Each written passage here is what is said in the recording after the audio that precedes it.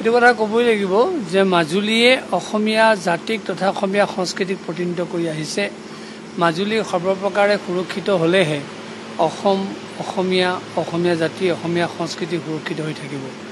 আৰু এই মুহূৰ্তত মাজুলীত মাটি বেচা কিনাক লৈ যি মাটি অধিনিয়ম চৰকাৰে গ্ৰহণ কৰিলে, বিশেষকৈ মাননীয় মুখ্যমন্ত্ৰীদেৱে পদক্ষেপ গ্ৰহণ কৰিলে, এই সঁচাকৈ অতি প্ৰাসংগিক এটি কাৰ্য হৈছে বুলি আমি বিবেচনা কৰিছোঁ। আৰু ইয়াৰ যোগেদি তেখেতে প্ৰমাণ কৰিলে যে জাতিক কেনেকৈ সুৰক্ষা দিব লাগে, সংস্কৃতিক কেনেকৈ সুৰক্ষা প্ৰদান কৰিব লাগে, এটাৰ অন্যতম উদাহৰণ।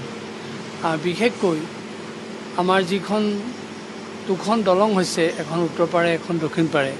এই দলং দুখনৰ পৰাও আমাৰ বহুতে আশংকা কৰিছিলে যে ইয়াত বিভিন্ন বনীয়া গোষ্ঠী আহিব, উদ্যোগপতি আহিব, মাটি কিনিব, আমাৰ থলুৱা সংস্কৃতি নষ্ট কৰিব, মাজুলীৰ পৰিৱেশ নষ্ট কৰিব। কিন্তু ই এটা প্ৰথম পদক্ষেপ। দলং হোৱাৰ আগে আগে আমি যি আমাৰ ৰাইজে আশংকা কৰিছিলে, সেই আশংকাৰ পৰা মুক্ত কৰাৰ প্ৰথম পদক্ষেপটোকে মুখ্যমন্ত্ৰীদেৱে গ্ৰহণ কৰিলে। আমি তেখেতক ধন্যবাদ জনাইছোঁ। আৰু দ্বিতীয়তে মাজুলীখন ভৱিষ্যতে সুৰক্ষিত হৈ থাকিবৰ কাৰণে আমাক যি এই নীতি দিছে, এই নীতিয়ে সঁচাকৈ আমাক সুৰক্ষা প্ৰদান কৰিব।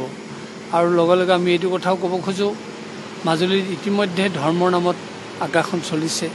তেওঁলোকে হয়তো মাটি কিনিবৰ কাৰণে কুচকাৱাজ কৰিছে। গতিকে এইটোৱেদি আমাৰ সংস্কৃতি ৰক্ষাৰ ক্ষেত্ৰত যথেষ্ট সহায় কৰিব। গতিকে সেইকাৰণে আমি ভাবোঁ অতি প্ৰাসংগিক আৰু অতি উচিত কাৰ্য গ্ৰহণ কৰা হৈছে। আৰু সেই মুখ্যমন্ত্ৰীদেৱ ধন্যবাদৰ পাত্ৰ। আৰু চৰকাৰে এনে ভৱিষ্যত চিন্তা কৰি মাজুলীক সুৰক্ষা প্ৰদান কৰাৰ কাৰণে আমি কৃতজ্ঞতা জ্ঞাপন কৰিছোঁ।